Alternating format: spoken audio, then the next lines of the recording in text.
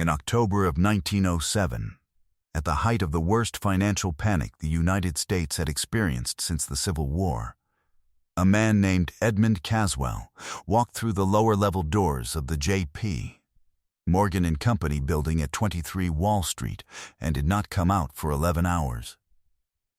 Caswell was an auditor, a senior examiner with the New York State Banking Department, appointed under emergency authority granted to the superintendent of banks during the panic to conduct inspections of any financial institution deemed systemically critical. The superintendent had designated Morgan's as critical. The inspection was authorized. The paperwork exists in the state archives in Albany, filed under the Emergency Banking Examination Records of 1907, and it is entirely ordinary. A standard examination order, Caswell's appointment letter, the date, the authorization signature. What does not exist in that archive, or in any archive I have been able to access in 4 years of looking, is the report Edmund Caswell was required by statute to file within 30 days of completing an examination. The examination is documented. The examiner is documented. The report is not there. I found this the way I find most things that turn out to matter, as a discrepancy in a list. I was working through the 1907 emergency examination records for New York banking institutions, trying to understand how the state had managed the panic from a regulatory standpoint, and I kept a running log of examinations authorized versus reports filed. For 31 of the 32 institutions examined under emergency authority in the fall of 1907, the report was filed within the statutory window and is present in the archive. For one, it was not. The missing report belonged to the most important examination of the entire panic period, the examination of the institution whose principal, J. Pierpont Morgan himself, was simultaneously orchestrating the private rescue of the American financial system from a library on 36th Street. An auditor walked into that building at the worst possible moment in American financial history and examined whatever was in the lower levels. And then, he did not file. By the time this reaches you, you will understand why the timing of that examination mattered more than any other examination conducted that fall. What the lower-level vault at 23 Wall Street was known to contain in 1907, and what a set of documents found in a lot of estate papers sold at auction in 1994 suggests Edmund Caswell actually saw. The Panic of 1907 is one of the most consequential and least discussed financial crises in American history. It began in October with the collapse of the Knickerbocker Trust Company, the third largest trust company in New York, with deposits of $62 million and a clientele drawn from the upper reaches of the city's professional class, and spread within days to dozens of other institutions as depositors, terrified of losing everything, began queuing outside banks at 4 a.m. to withdraw their funds before the doors opened. The stock market lost nearly 50% of its value from its peak in the preceding months. Credit froze entirely in some sectors. Businesses that could not meet payroll began laying off workers by the tens of thousands. The call money rate, the overnight lending rate that kept the stock exchange functioning, briefly hit 100%, meaning institutions were willing to pay a full 100% annual interest for a single night's liquidity. That is not a market under pressure. That is a market that believes it may not exist tomorrow. The federal government had no mechanism to respond. The Federal Reserve did not yet exist. The Treasury Department's authority over private credit markets was limited to the point of irrelevance, and Congress was not in session. What the country had was J.P. Morgan, who was 70 years old and suffering from a cold and playing solitaire in his private library on 36th Street, while bank presidents waited in the hallway for their turn to be told whether they would survive. He reviewed balance sheets.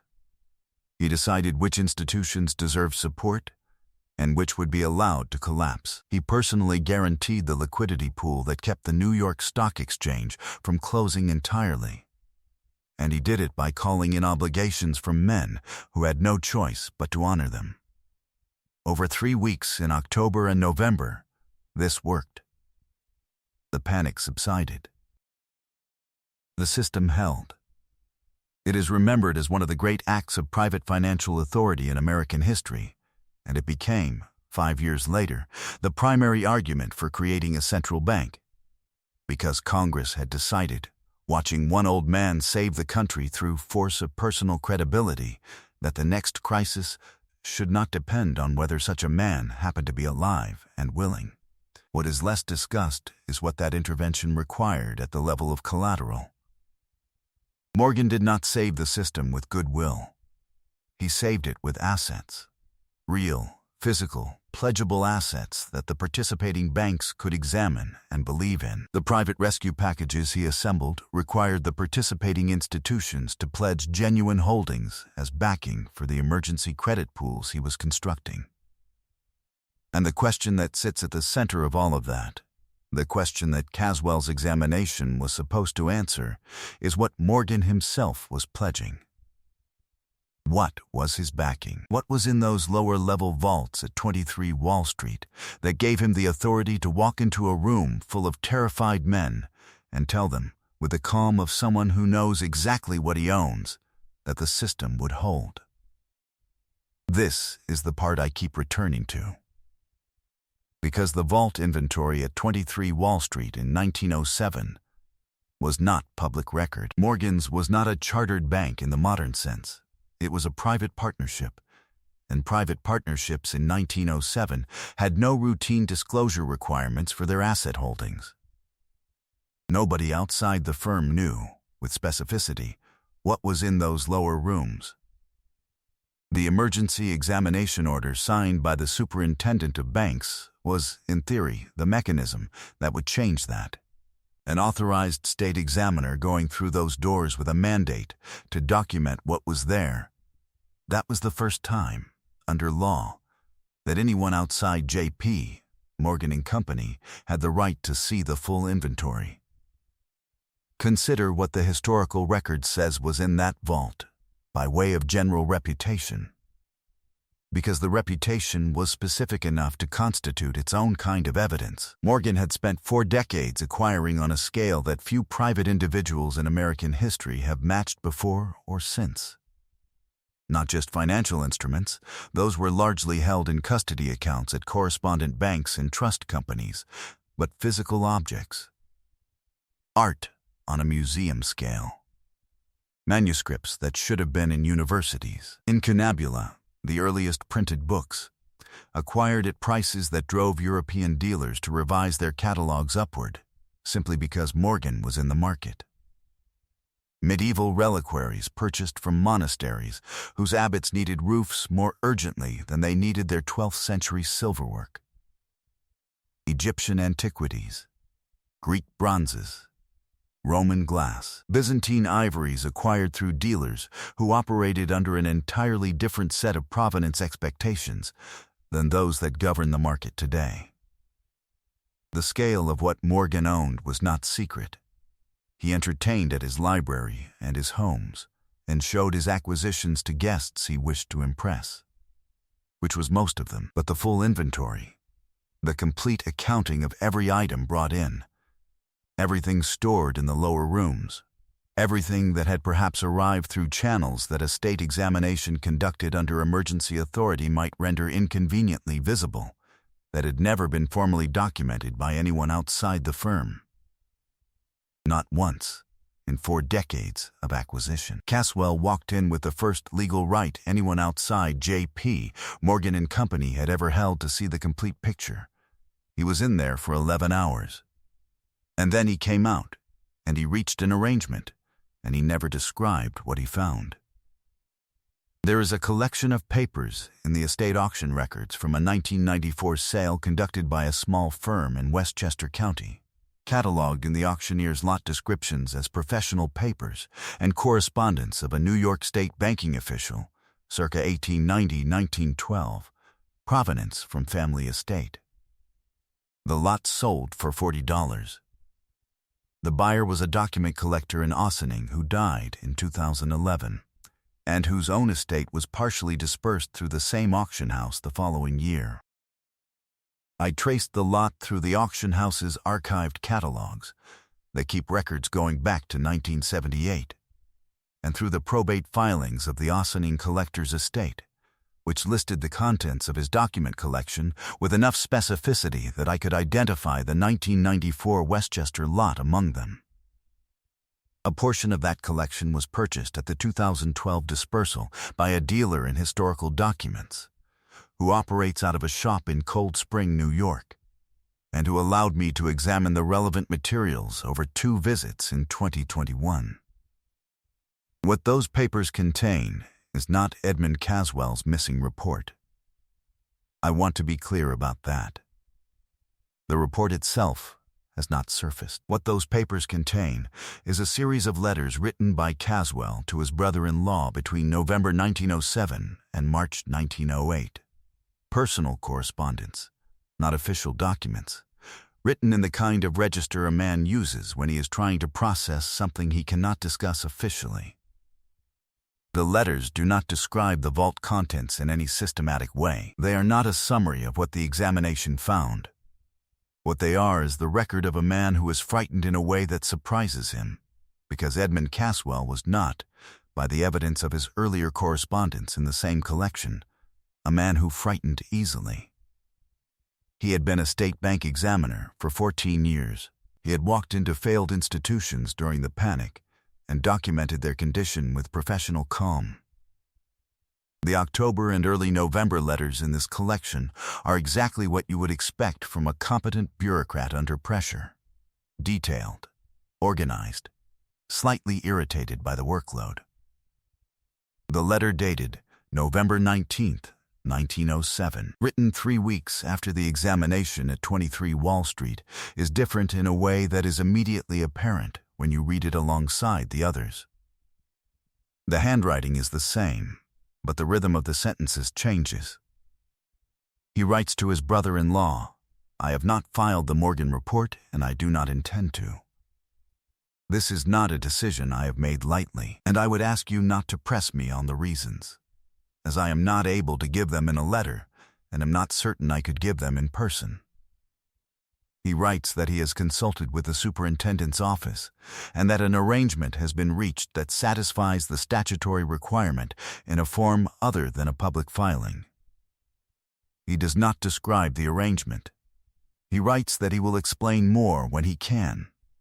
He never explains more. The arrangement he references, a form other than a public filing, does not appear in the banking department's records for 1907 or 1908. If such an arrangement existed, it was not documented in the statutory record. The superintendent of banks at the time was Clark Williams, who served from 1905 to 1908, and whose own papers are held at Cornell University's Kroc Library. I requested access to the Williams papers in 2022. They contain extensive correspondence from the panic period. Williams was deeply involved in the emergency response, in close communication with both Morgan and the Treasury, but they contain no reference to an alternative filing arrangement for the Morgan examination, and no reference to Caswell by name. Whatever was agreed between Caswell and the superintendent's office, it was agreed in person, or in a document that Williams chose not to keep. The question I cannot answer is whether the thing that frightened Edmund Caswell was something he found or something he was told. Those are different experiences, and they leave different traces. A man who finds something unexpected in a vault in the sub-basement of 23 Wall Street in October 1907 writes about it differently than a man who is sat down after his examination and quietly explained, by people whose authority over his career is total, what he saw and what it means for him to have seen it. Caswell's November letter has the quality of the second kind. An arrangement has been reached is not the language of a man processing a shock. It is the language of a man who has been managed. The shock came first, in a lower room he does not describe to his brother-in-law. And then came the management. And then came the letter in which he tells someone he trusts that he will explain later. And then came the silence that fills the statutory record for the rest of his tenure.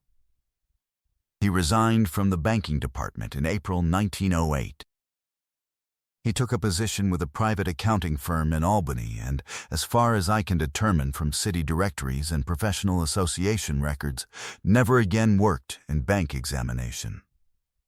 He died in 1931. His brother-in-law predeceased him.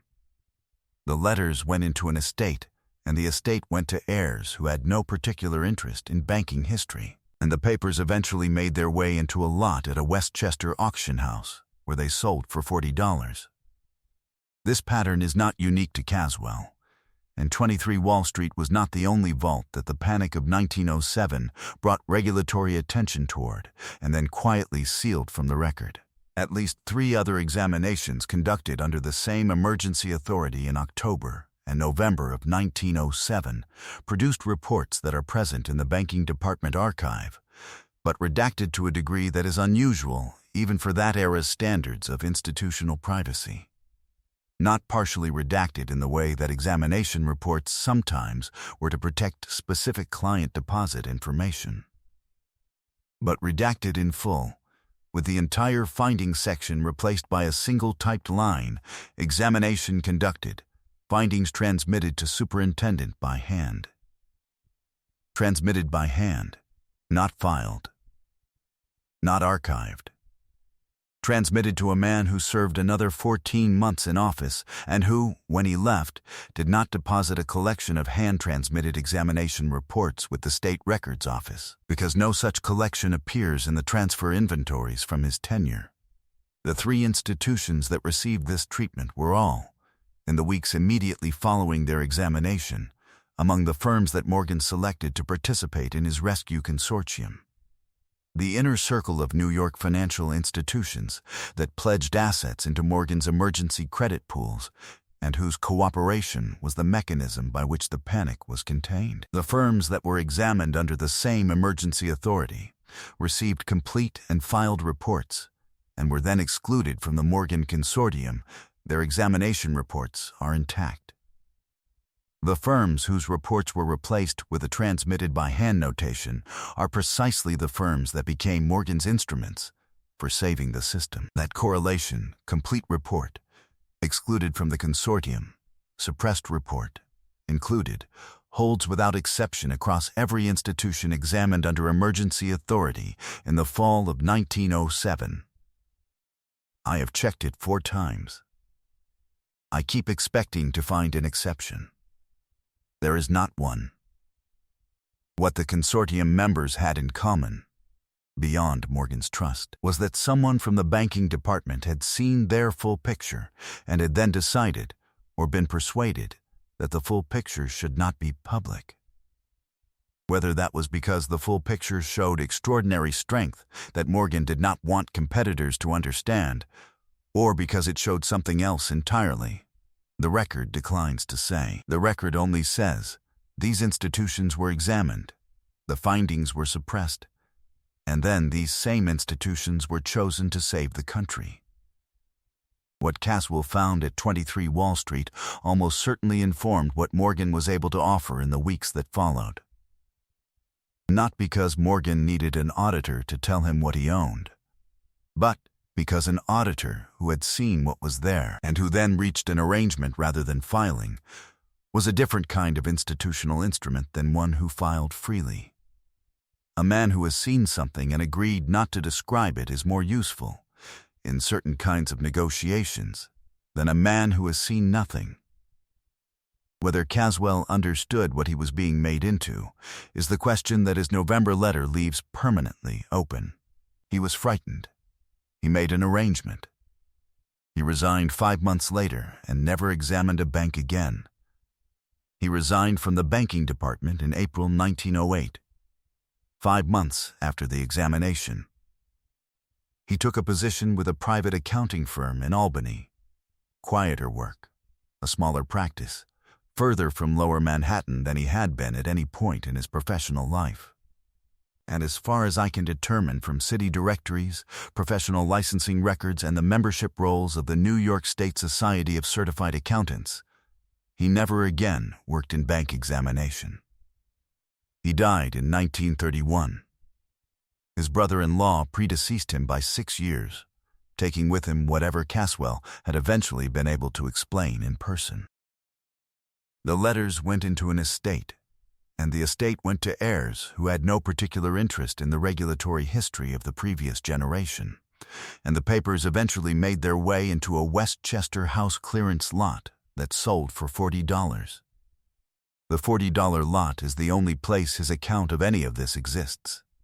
The vault at 23 Wall Street was renovated extensively in the 1960s when the building was redesigned. The lower levels were rebuilt. Whatever the lower rooms contained in October of 1907, whatever Caswell spent 11 hours with, whatever he could not describe in a letter and was not certain he could describe in person, either moved or was dispersed, or remains somewhere under that address in a form no one with a current legal right to look has chosen to examine. The statutory record has a blank where his report should be, the way a shelf has a blank where a book has been removed, not destroyed, not misfiled, just absent, in a way that tells you exactly where to look for what is no longer there. If you know someone who thinks about what is communicated by what a record refuses to contain, share this with them.